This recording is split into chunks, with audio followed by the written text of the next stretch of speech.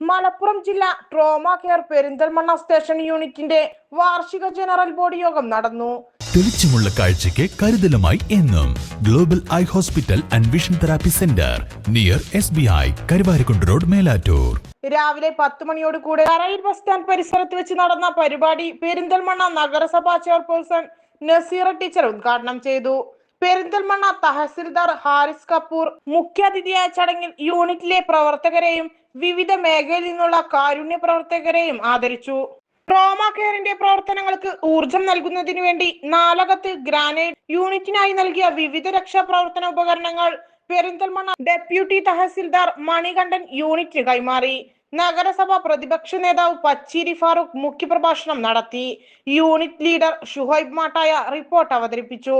ശേഷം മലപ്പുറം ജില്ലാ trauma care joint secretary Ashraf വണ്ടൂരിന്റെ നേതൃത്വത്തിൽ നടന്ന പുതിയ കമ്മിറ്റി തെരഞ്ഞെടുപ്പിൽ 15-അംഗ കമ്മിറ്റി രൂപീകരിക്കുകയും യൂണിറ്റ് ലീഡറായ ജബ്ബാർ ജൂബിലിയെ തെരഞ്ഞെടുക്കുകയും ചെയ്തു.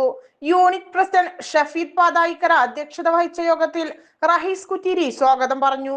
മലപ്പുറം ജില്ലാ ട്രോമ കെയർ ജില്ലാ secretary Pratheesh KP, doctor Nilar Muhammad, doctor VU Seethi, doctor Jaleel, SI Shijo Thankan, Nilambur south SFO Ranjith, deputy tahsildar Manikandan, clean city manager CK Valsan, senior civil police officer Saji, Kuttiri Manuppa, Javad Kudukkan, Nasar Thootha, Shihab, Manikandan, Yasar Aruvimangalam എന്നിവർ പ്രസംഗിച്ചു.